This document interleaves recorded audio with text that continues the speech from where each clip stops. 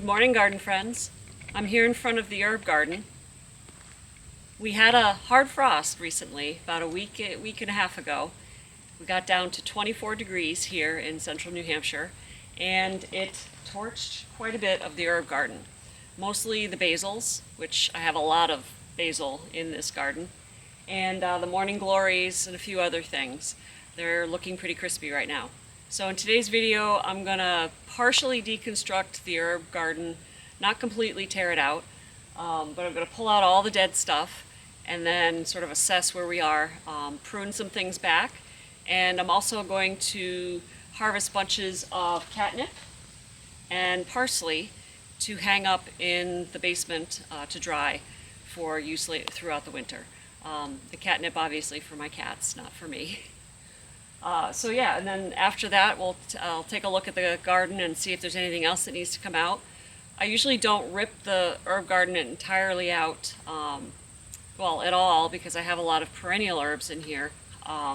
But usually I'd say like late November or so I'll do a final cleanup where I cut everything down that needs to get cut down, and pull everything out and tidy it up for the winter.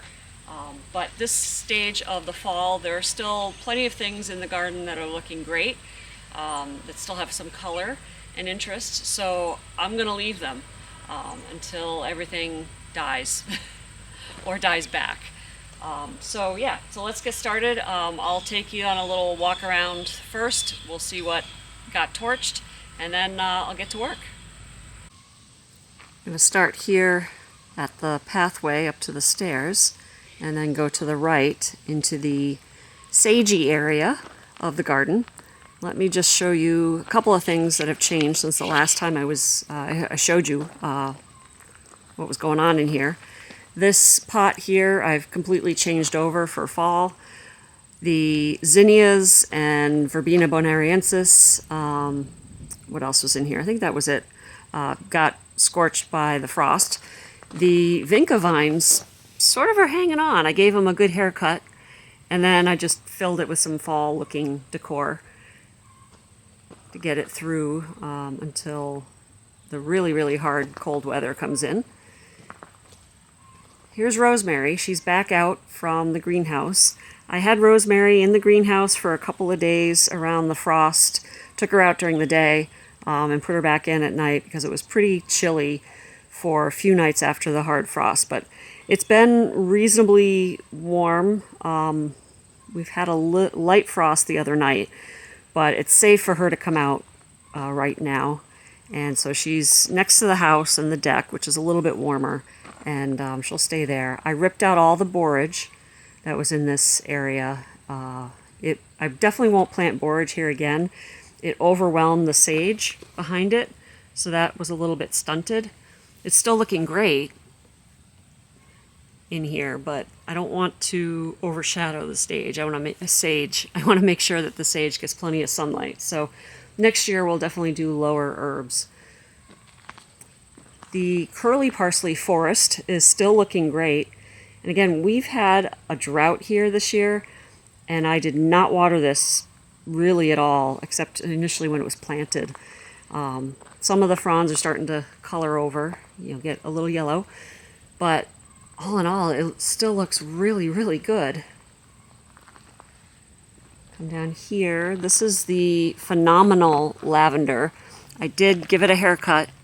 It bloomed and bloomed and bloomed for months, and the bees were just all over it. So I finally gave it a haircut, trimmed it back. Still looking great, along with some random thyme that sprouted up along here. Now, this crispy ball of stuff was the pineapple sage. It's not completely dead. There's still some greenery in there, but it's not going to survive the winter. It looks pretty bad. I'll probably just hack it back today, not yank it out, mainly because there's still some leaves in there, and I love coming by and grabbing a leaf to smell. The smell is just so amazing. If you've never grown pineapple sage before, get yourself a plant next season and put it in your garden. You will not be disappointed. Unfortunately, let's see if I can get over here. It decided that it wanted to bloom.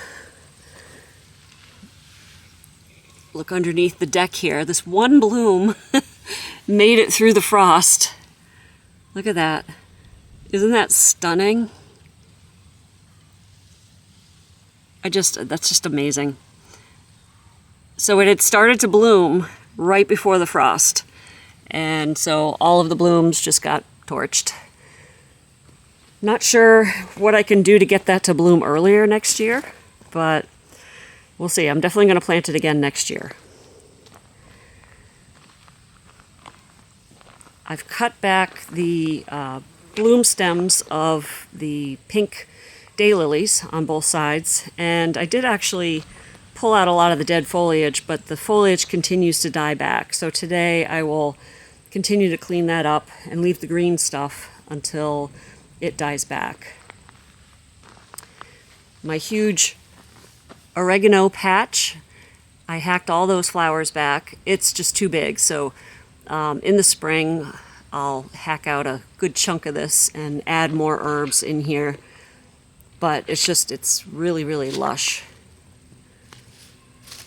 Now the whole sage patch, once I removed all of the oregano and marjoram flowers, which were crazy this year, you could really see the tapestry of sage behind it. And it's so lovely. I love that combination of purples and bright yellow and the cool green, gray green of the regular sage. It's lovely. You can see we've got some dill fronds here. These will come out today, and I'll take these seeds and just let them fall right in the garden, and they'll just reseed themselves next year. And then there's a lone little patch of parsley here, flat leaf parsley, that's still going strong. I will definitely cut some of this today to bunch up and dry for winter use.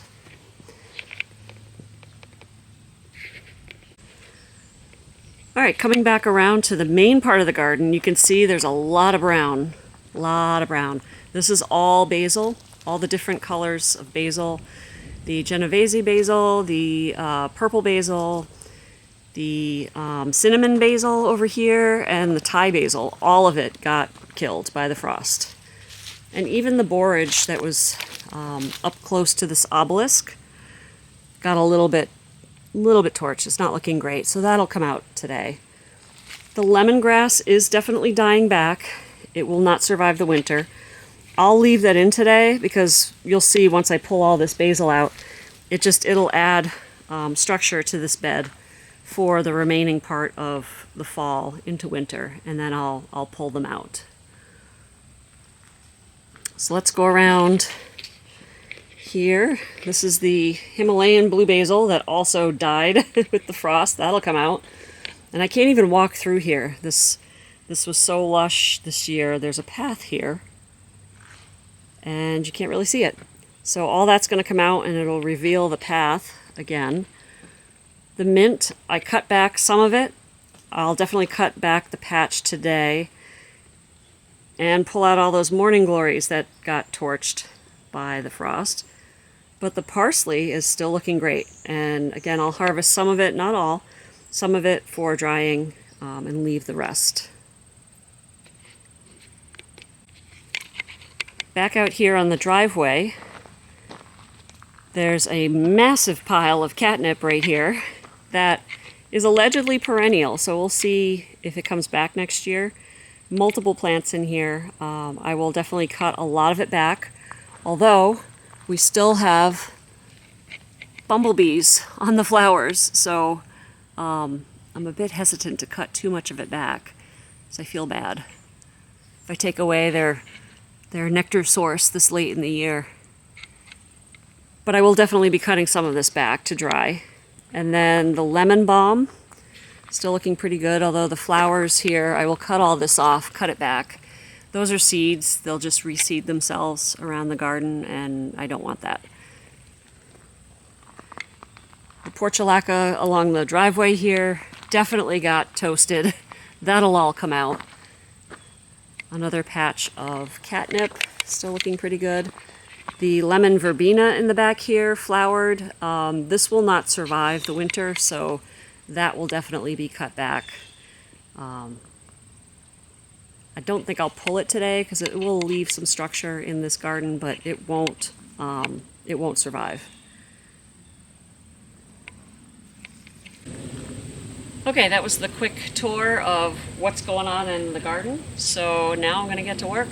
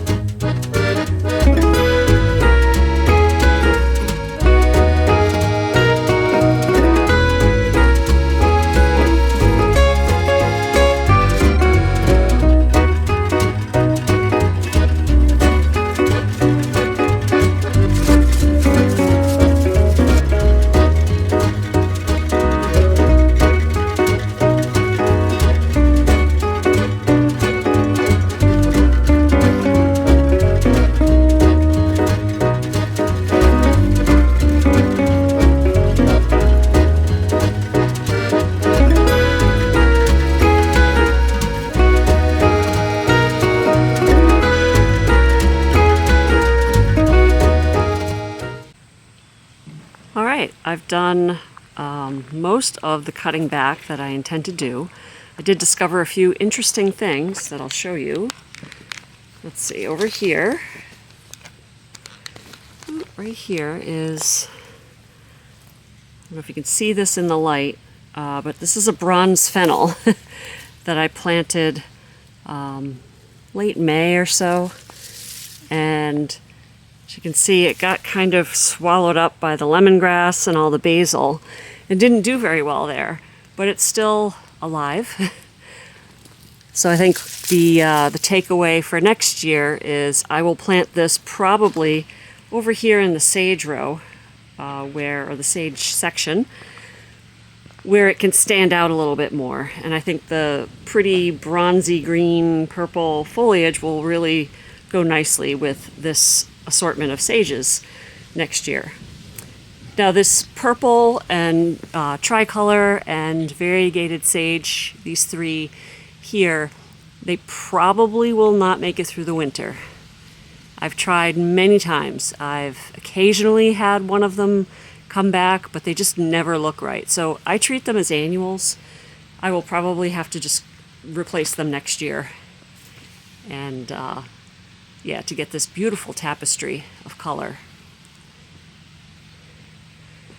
So let's see, what else do we have? Oh yes, so up on this obelisk we have a morning glory. This was grown from seed that a friend gave me. It's called a chocolate morning glory, and I think I showed this in another video. It had variegated foliage and was supposed to have these chocolatey looking flowers. Well, it didn't bloom until almost September, and I'll put up a picture of the blooms.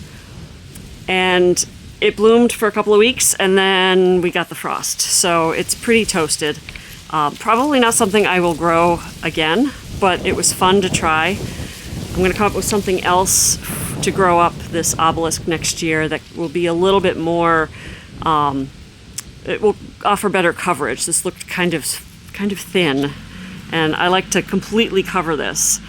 So I will probably go back to like hyacinth bean and maybe try that purple hyacinth bean and try that next year. All right, walking back. Sorry about the light today. It's late afternoon, and the sun is just coming in at a really low angle, which doesn't make for good filming. But it's what we have, so here I am filming. So I cut back the mint. I did leave a little bit of this standing. I had cut this back earlier in the year, and I'll just leave a little bit standing in case I need some before winter. But I hacked back all the mint. There are at least 3 different types of mint in here. I cut it all the way back so that I could then feel around the bases and pull out runners like this. Actually, I need to cut that back a little bit, but pull out runners like this and cut them back so that it doesn't, run amok like mint does. So that's how I managed to keep it in the ground without it going totally crazy. Back here, it had actually started growing into where the parsley was growing. So I pulled that all up and cut it back. So that's done for the year. And look at this lovely bed of parsley. Isn't that beautiful? Definitely be cutting some of that shortly. I did have one parsley plant right there that bolted, and this one actually isn't looking all that great either. So I'll probably pull that one up. But the rest of this looks really good. So I'll definitely be harvesting some to dry this winter. Let's see, I left the verbena up, the lemon verbena, and I cut back all of the lemon balm. I'm about to cut some of the catnip, but let me take you around. I want to show you the garlic chives. Oh, here's another thing. Thyme seeded itself all over the driveway. So I've got a ton of little baby thyme plants. So I'll probably dig some of these up and put them back in the garden so they can grow next year. But there's a ton of them right here. I think this is just common thyme. So we'll dig those up.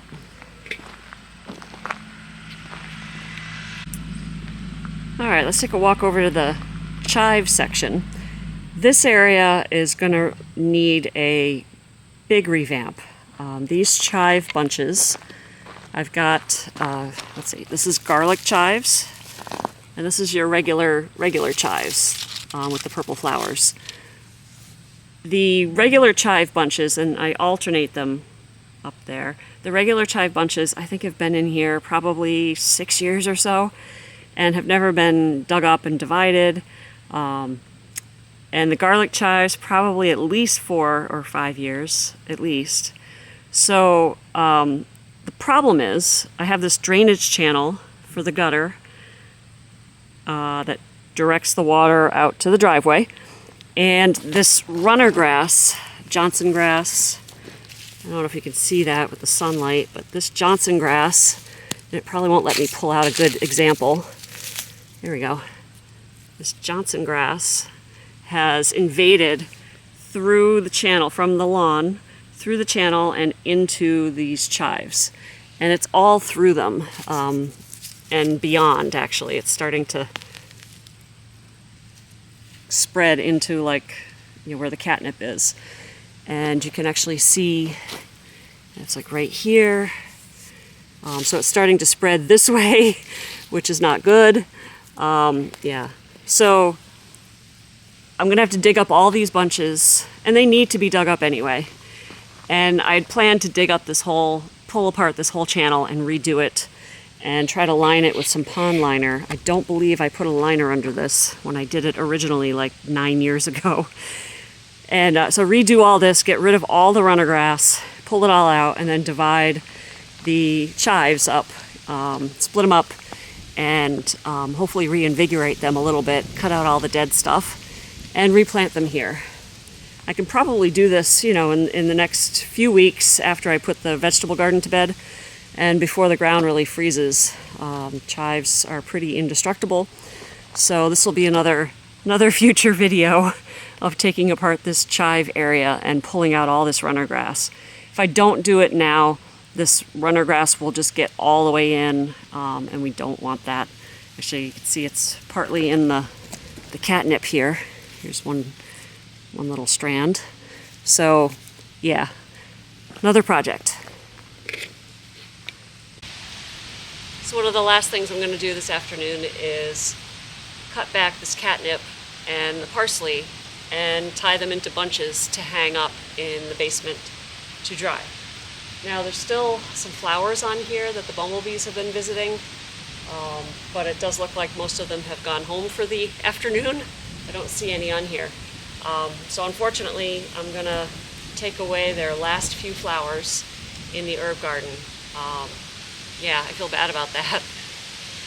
But anyway, so let me get to work on this. I'm gonna cut bunches that are, probably about that big. just a handful. I don't want them to be too big because I want them to be able to dry evenly. So let me just grab a few good stems in here.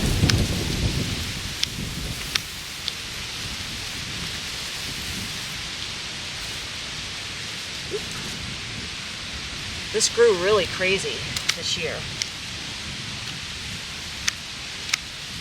Now these are supposed to be perennial. We'll see.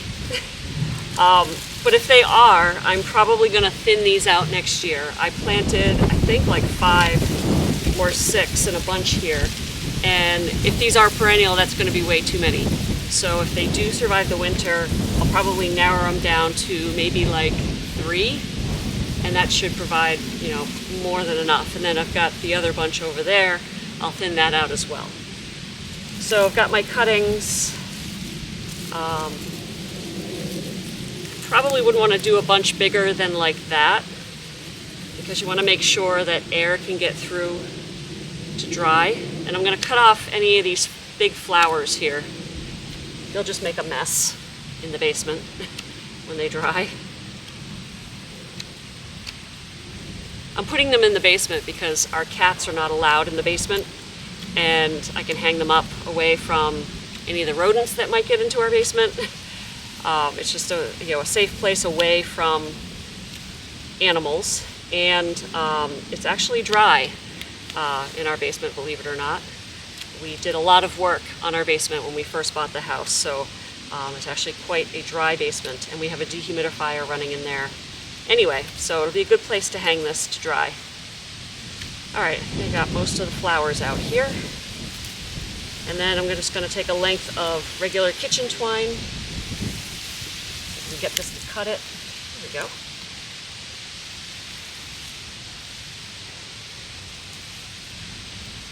And then I'm going to tie it nice and tight. Fumbling with gloves on here.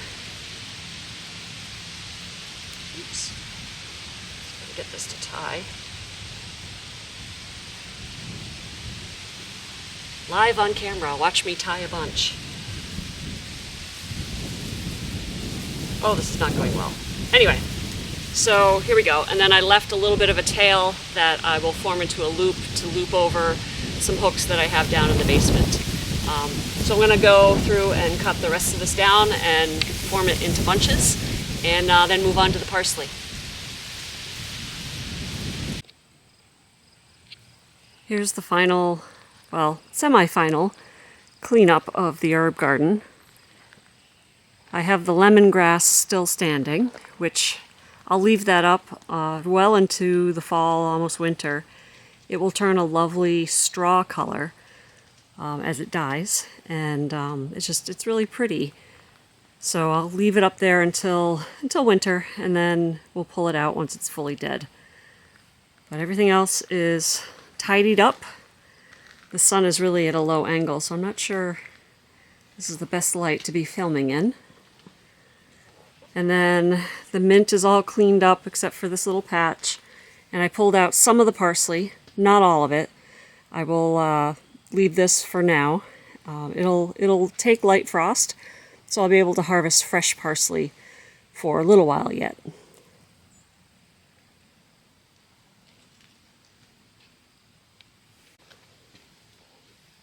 then coming back here to the sage side of the garden, this still looks really, really pretty with the different colors. The golden oregano and marjoram, the regular sage, and then the purple sage, variegated sage, and tricolor sage. And then another variegated oregano. I believe that's oregano. Yeah, just a very pretty color combination. We'll definitely do this next year.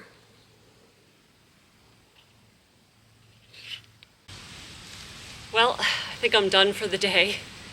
I harvested enough catnip to keep my cats stoned through most of the winter.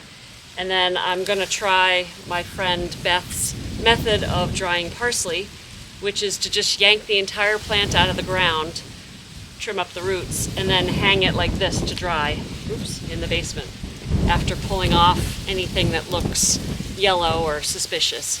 Isn't that a beautiful bunch of parsley? Look at that. It's gorgeous.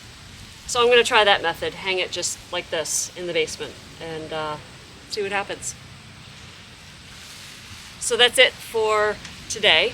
Thank you for joining me in this video. I hope you enjoyed it, and I'll see you in the next one. Take care. Bye.